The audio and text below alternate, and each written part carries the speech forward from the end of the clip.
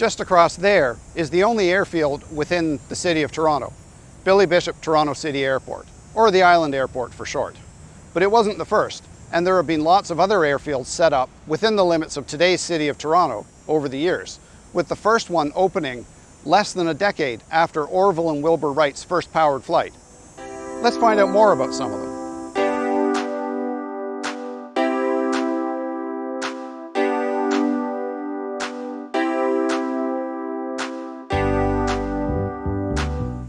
This airport opened in the late 1930s, as did the airport that became today's Toronto Pearson International Airport. But the Island Airport was actually supposed to be the main airport for the city of Toronto. I talked about that in my video about getting to Pearson Airport by rail. There's a magic link up here, and I'll put a link down in the description so you can find it when you finish watching this video. But the history of aviation in Toronto goes back much farther than that. The first powered flight in Canada happened in February 1909, just a little over 5 years after Orville and Wilbur's first powered flight. The first one in Canada took place in Nova Scotia, but later that year, in September, the first powered flight in Toronto took place. A pilot named Charles Willard put on an aerial demonstration at what today is Kew Balmy Beach. He failed to take off successfully on his first 2 attempts, but on his 3rd attempt he got into the air. Meanwhile, in the few minutes that he was in the air doing his demonstration, crowds of spectators rushed onto the beach, leaving him nowhere to land, so he had to crash into the lake. The Toronto Globe newspaper summarized his flight as follows. Willard went up, Willard went down. Willard got wet, Willard went home. I'm in Hearst Circle Parkette.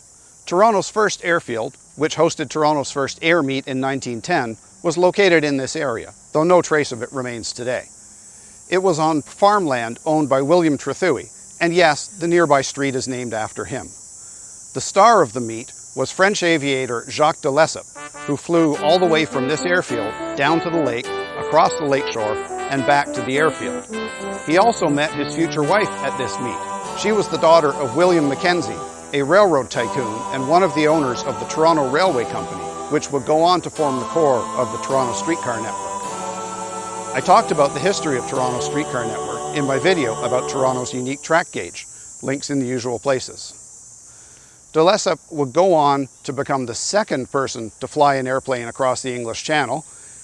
He would serve as a squadron commander in the French Air Force during the First World War, and after the war, he returned to Canada and worked performing aerial surveys. He disappeared on a survey over the Gulf of St. Lawrence, north of Gaspé, in 1927. And after that, the airfield was renamed in his honor. In 1928, the de Havilland Company opened its first Canadian factory at this site, although a year later, they would close that and move to another site at our next stop. I'm just outside of Downsview Park Station. Downsview Airfield opened on a small field a little bit south of here in 1929, not just as a home for de Havilland's aircraft factory, but also as a general aviation airfield. The airfield expanded greatly over the subsequent decades, including spending time as an RCAF airbase. The factory complex also expanded over the years, ultimately becoming part of Bombardier Aerospace. An awful lot of planes were built here over the years. The airfield closed in 2024, a couple of years after Bombardier moved out. Of course, the airfield site was the site of the 2003 SARS stock concert, and now part of the site is occupied by this temporary stadium, which Chris Martin of Coldplay described as a weird stadium in the middle of nowhere. And he's not really wrong, is he? But this has been a bit of a detour from our timeline, so let's get back to talking about some airfields that were opened before this one. Several flight training bases were set up by the Canadian branch of the Royal Flying Corps during the First World War. One of them was in Armour Heights, near the location of today's intersection of the 401 and Avenue Road. After the war, Billy Bishop and William Barker, 2 Canadian aces and Victoria Cross recipients, established an aviation business based out of that aerodrome. But it went under in 1921 and the airfield was abandoned. Nothing remains of it today, although apparently there was at least one street in the area that still had some of the original airfield tarmac until it was repaved about a decade ago. Another of the aerodromes was established here in Leaside, which is why there's a street called Aerodrome Crescent right over there in that new development. Leaside was developed as a model town by the York Land Company, adjacent to a rail yard owned by the Canadian Northern Railway. The same group of investors owned both companies, and that group included William Mackenzie, whose daughter married that French aviator we talked about earlier. The government wanted to establish an aerodrome here, so they leased some land from the land company to set it up. At the time, pilot training was a very hazardous activity. Cadet pilots crashed a lot, often fatally, and all those crashes led to the establishment of Canada's first air ambulance service, based here at Leaside, to evacuate injured pilots for medical treatment. This historic plaque commemorates the landing of Canada's first airmail flight here at Leaside, but that wasn't the actual purpose of the flight. Captain Brian Peck, who was stationed at Leaside, got permission from his superior officers to fly to Montreal and do some demonstrations in the hopes of rounding up some recruits. But that wasn't the real purpose of the flight either. We'll get to that in a sec. Arrangements were made with the post office so that he could pick up a parcel of specially postmarked mail in Montreal and fly it back to Leaside. And for that, there's also a street named after Brian Peck in that development. Now, for the real reason for the flight.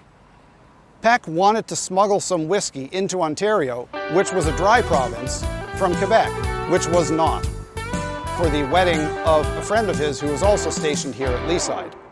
I talked about some of the clever ways that people snuck around the prohibition requirements in my video on prohibition in the junction. You know where to find the links. The weight of that illicit booze contributed to the plane being so heavy that it could barely gain altitude, and it apparently never flew higher than about 40 or 50 feet for the entire trip back from Montreal to Toronto, including a couple of refueling stops along the way. There were even reports that the plane flew under bridges because it couldn't get over them. I'm in Banting Park, just east of the Shepherd West subway station. The Toronto Aerodrome opened on these lands in 1929, just before the Downsview Airfield opened a little bit over there on a much smaller property than what it grew into. The Toronto Aerodrome served as the primary airport and the main customs entry point by air for Toronto, until those functions were taken over by that other airport in Malton after it opened a decade later. In 1931, the Toronto Flying Club moved to a facility at the south end of these lands from its original home at the Leaside Aerodrome. The Toronto Flying Club lands today are about where the TTC's Wilson Subway and Bus Complex are, as well as part of the south end of the Downsview Airfield, which swallowed up the lands of the Toronto Flying Club and the Toronto Aerodrome as it expanded over the years. Speaking of flying clubs, Scarborough had one of those once for 2 days. The club bought an airplane, and on a Saturday, they held demonstration flights for prospective new members. Then on the following Monday, their chief flying instructor crashed the plane. It was a total write-off, and as they didn't have insurance, the loss bankrupted the club. Game over. As for that airport in Malton, yes, there's a tiny corner of it that's located in Toronto, including less than 100 meters of one runway, but all the rest of the airport is in Mississauga, so it doesn't count as being in Toronto. Well, I hope you've enjoyed this video. If you did, you know what to do. Please like and subscribe.